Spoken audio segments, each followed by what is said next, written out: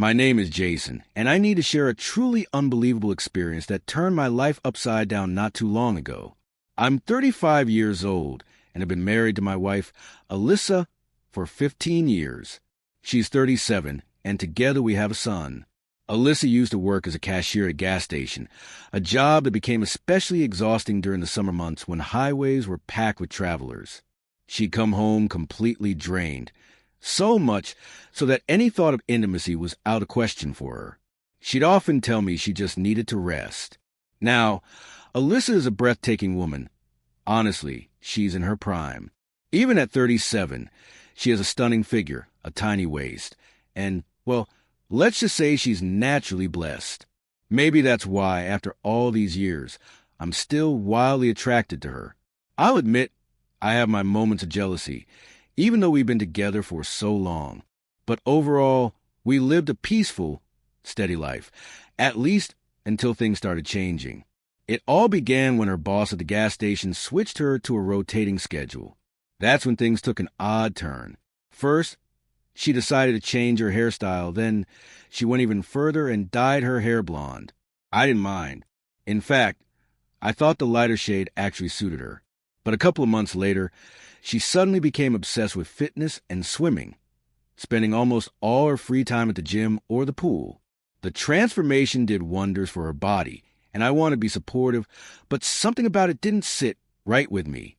Then one day, while tidying up the house, I stumbled upon a bright red set of lacy lingerie with rather provocative cutouts. My stomach dropped. She had never worn anything like that for me. That evening, I confronted her directly. "Hey, what's with this lingerie? Who's it for?"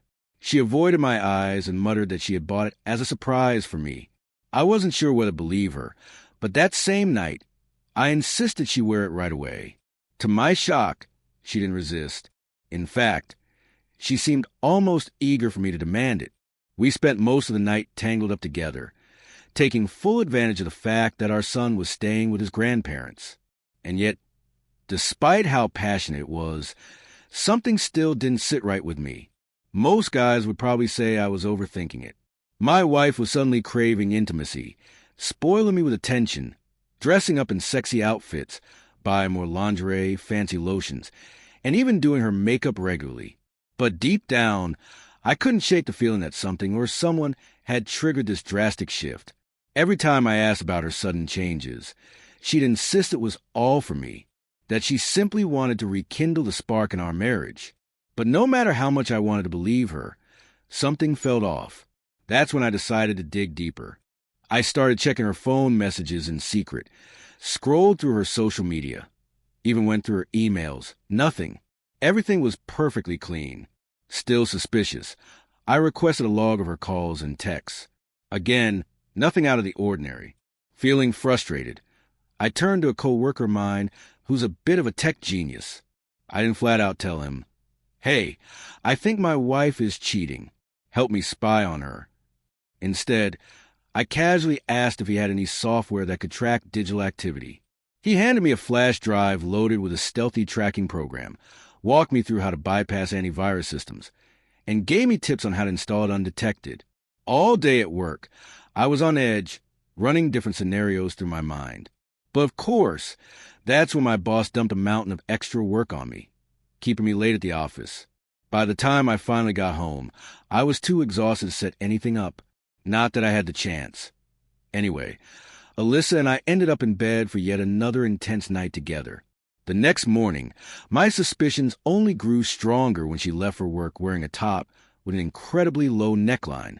She had never worn anything that revealing before, not even when we were dating. I couldn't stop myself from asking, "Why are you dressed like that?" She gave me a strange response, saying the outfit made her feel more confident. My nerves were already on edge, and I firmly told her to change into something else. Strangely, instead of getting annoyed, she seemed excited by my reaction, so much so that she pulled me straight back into the bedroom for another round. It was bizarre. She had never been this assertive before. That evening, I rushed home, determined to install the tracking software from my flash drive onto her computer. I followed my co-worker's instructions to the letter, scanning through everything.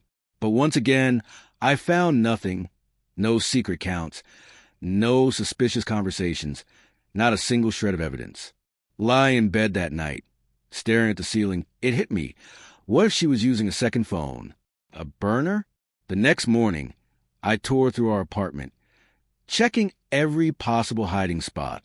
I searched drawers, bags, closets, anywhere she might have stashed another device.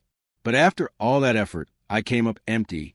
The only thing remotely unusual was a collection of books tucked away in her nightstand. They were all about exploring new fantasies and deepening intimacy.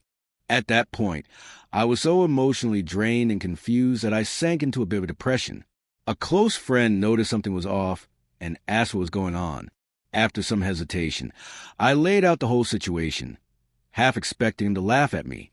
And, well, at first he did, saying he'd be thrilled if his wife suddenly became so passionate. But when he saw I wasn't joking, he got serious and offered a simple suggestion. Why not just come home early one day and see for yourself? It was like a switch flipped in my brain. Why hadn't I thought of that? The very next day, I told my boss I wasn't feeling well. He let me leave early, and I rushed home, heart pounding in my chest. The moment I stepped inside, I heard something unexpected, soft, seductive music drifting from our bedroom. I was so stunned that I didn't even think to take my shoes off. Slowly, I crept toward the door and pushed it open. There was Alyssa, completely naked on our bed. She was moving to the rhythm of the music, her body swaying sensually, all while filming herself on a webcam. In one hand, she was holding let's just say a certain kind of toy, one I had never seen before, and certainly hadn't found during my search. I didn't want to see another second of it. My stomach churned with a mix of shock, humiliation, and rage. Clapping my hands loudly, I sarcastically called out, "Bravo!" The sudden noise sent her into a panic. She nearly tumbled off the bed in her rush to turn off the camera. The second the screen went dark, tears streamed down her face. Through sobs, she confessed everything.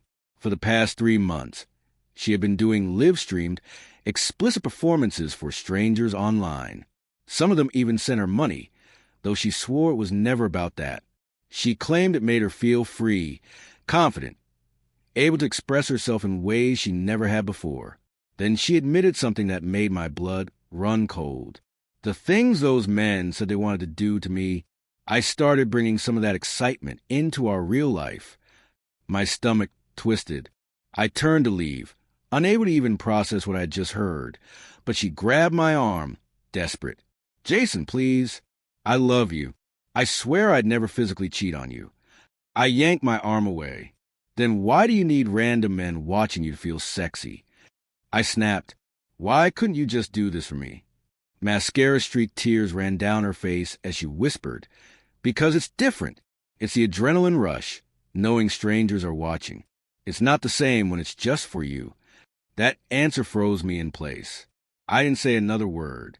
I just shook my head and walked out onto the balcony, needing air, hands trembling. I lit a cigarette, my mind spinning. On one hand, she hadn't physically been with another man. Technically, she hadn't cheated in the traditional sense. On the other hand, it felt like a complete betrayal. I felt humiliated, worthless. A few days later, she promised to quit everything if it meant saving our marriage. We spent some time apart, while I tried to figure out how I really felt. But despite everything, I found myself missing her.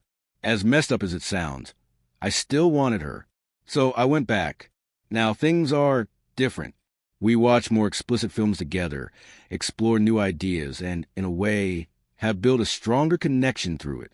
But every now and then, I still get a knot in my stomach when I remember what I walked in on. I don't know if this is a happy ending, but at least we're facing it together.